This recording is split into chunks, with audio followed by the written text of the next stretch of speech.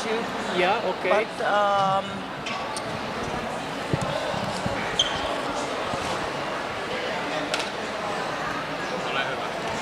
okay. Hyvää päivää kaikille.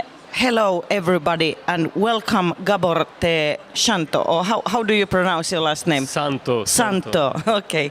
And he's a Hungarian writer, and I will introduce briefly in Finnish. Eli Gábor T. Szántó on tässä. Hän on siis unkarilainen ja häneltä on tullut Vasan Booksilta tämmöinen kirja kuin 1945 ja muita kertomuksia. Tämän on suomentanut Anssi Halmesvirta.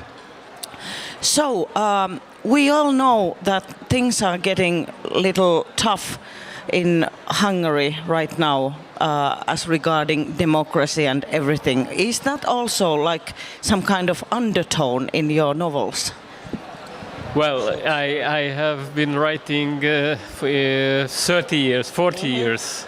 So this phenomenon, this illiberal politics, what we experienced in the last 10 years or last 15 years, it's somehow part of the newest writing or behind it, or there is some kind of shadow on the writings to focusing on this phenomenon. But there are several other factors that are more important in my writings.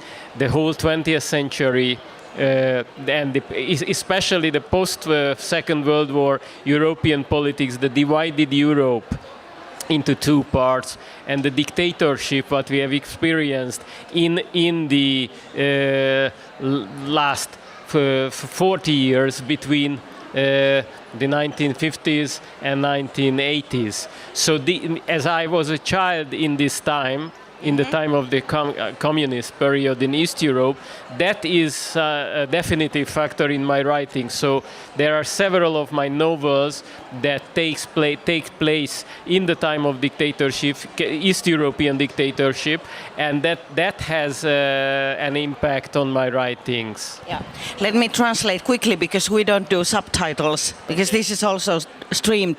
Eli mä kysyin häneltä siitä, että kun tiedetään, että Unkarissa demokratia rapautuu kovaa vauhtia, ellei jopa tuhoudu kovaa vauhtia, onko tämä yksi tämän kirjan teemoja? Hän sanoi, että pikemminkin, kun hän on 30 vuotta kirjoittanut, tärkeämpi teema on tämä 1900-luku, diktatuurit ja mitä tapahtui toisen maailmansodan jälkeen. Eli hän on unkarilainen, kirjat sijoittuvat Unkariin ja puhutaan hetki siitä toisen maailmansodan jälkeisestä Unkarista, koska se on tässä kirjassa niin keskeinen. Well, this is called 1945 and Other Stories.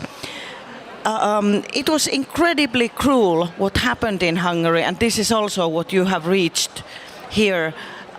First, there is the Second World War, of course, the Nazi regime and the Holocaust and all the cruelties. And then the communists come and take over because of the Iron Curtain, and Hungary sort of drops to the wrong side of that. That must have caused a huge trauma to people. This is what I have always been wondering, that how did people cope? Because they couldn't sort of mourn the dead. The new kind of repression started. This double repression that East European people experienced in the 20th century, in the middle of the 20th century. It meant not just the trauma itself, loss of families, loss of 100,000 people in the different kinds of oppression, but it also caused a very, very uncomfortable silence, that the people couldn't talk about this phenomenon, couldn't talk about the sufferings, couldn't talk about the trauma, because the second trauma came very quick after the first one, so there was no time to to talk about, no time to come to terms with the previous trauma, and the new shadow, it was over the societies. So when Hungary and the East European nations liberated from the communism in 1990s, the whole societies and intellectual life was somehow late to cope with these traumas. So since the 90s, in the last 30 years, we constantly try to work on this past, and there are debates, serious debates on the past, serious debates on the responsibility of the state in the Holocaust, collaboration with the Nazism. And there is also an ongoing debate on the communist past, on the informers, on the society in which you had to live with the fact that you are somehow looked at by the secret police, and these feelings that it's under our skin. So in my new novel, for example, Kafka's Grave, which it takes place in contemporary context, I also write about this fact that we are somehow watched by someone. And in the last couple of years, we have experienced that the watching someone or secretly listen to their telephones, it's still part of our life, which is very uncomfortable feeling, especially for those who experienced it in the communist regime. So we feel, well, what is the difference? If we are watched today by the secret police on an unlow basis, without serious reason, it is very uncomfortable, and the politicians somehow use this listening or watching for their very own political purpose. That's the basic code of conduct of dictatorship regime. I just briefly say this also in Finnish, eli kysyin häneltä tästä toisen maailmansodan jälkeisestä ajasta, ja Gábor T. sanoi, että se on nimenomaan ongelmana oli se, että he eivät pystyneet käsittelemään sitä aikaa, eli kommunismi ja diktatuuri vyöryi uudestaan yli sen jälkeen, kun natsiaika Unkarissa siis puhutaan, niin päättyi. Eli tämä trauma on valtava, ja sitten hän hyppäsi aika suoraan nykyaikaan ja sanoi, että hänen uusin kirjansa Kafkan hauta käsittelee nimenomaan tätä nykyajan maailmaa, jossa kaikki vahtivat kaikkea, ihan niin kuin aikoinaan silloin kommunismin aikaankin, niin kaikkea salakuunneltiin ja vakoiltiin.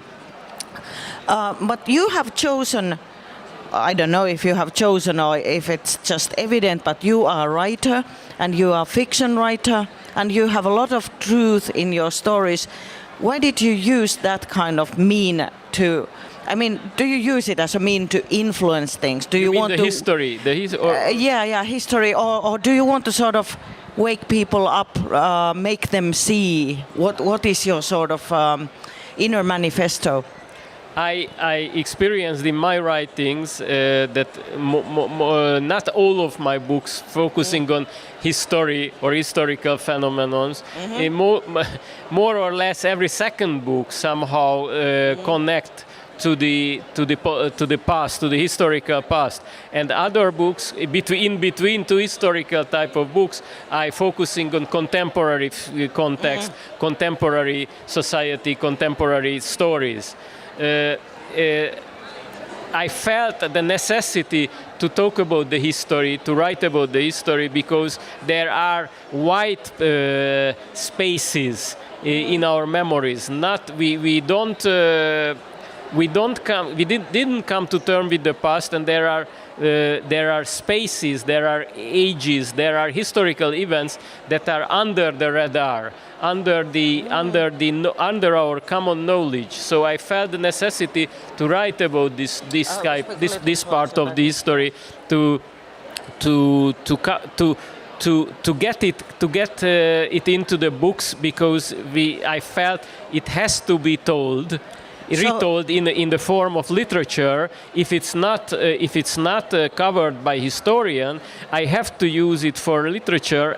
At least I can draw the attention by the literature to this unknown pieces of the past. So writing about history means to you that it's something that you think that it's really important to remember. It's really, that if people forget, then something terrible will happen. And history, the history as the historians tell it, it's sometimes it's not enough for the people for understand the history itself. So the literature can help to make it more flesh and blood, to make it more understandable, to make it more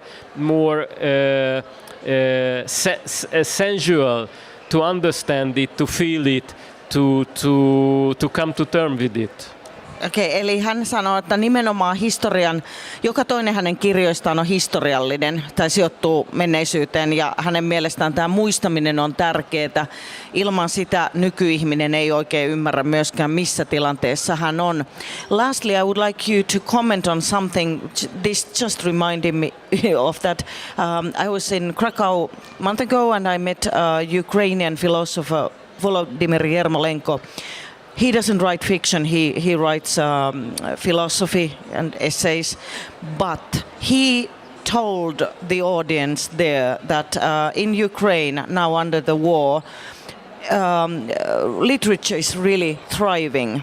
There are big book fairs in Ukraine, in big cities of Ukraine all the time, even now as we speak, and there are poetry events and poetry evenings. People crave for art because they feel that the time is so terrible. But he also said something that if he wants to tell something about a man who has lost everything, his family, his house and everything, they can of course read it on the newspapers. But only when you write a novel or short story about that, you can get really into the heart of this person. We have history books for the facts, datas, and the big picture.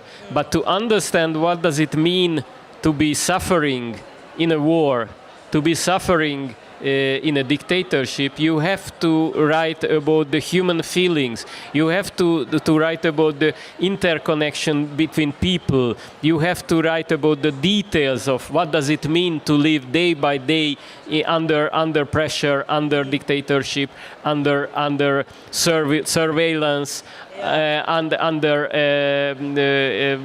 dark shadows. So the literature is the only one tool by which we can really understand or feel what does it mean to live under these very special circumstances. Eli pyysin häntä kommentoimaan sitä, että kun ukrainalainen filosofi sanoi tuossa vähän aikaa sitten, että voi lukea lehdistä tärkeitä uutisia, mutta jotta oikeasti ymmärtää sen, miten joku sodan kokenut kärsii, niin siihen fiktio on parempi keino. Ja hän sanoi, että se on juuri näin, että hänelle nimenomaan kirjallisuus on se keino saada ihmiset ymmärtämään näitä tunteita ja millaista hänen kirjassaan, millaista on tämä diktatuurivalvonta ja olla tämän painostuksen kohteena. Thank you so much, Gábor. And thank you. Sorry, I didn't introduce myself. I'm Iida Simes. Mä olen Iida Simesmaan Voiman toimittaja. I'm a Finnish journalist. And also I work for Rosebud. And please do come and sign your books before you have to fly back. Thank you. Kiitos If somebody paljon. wants my sign, I will be there. Thank you.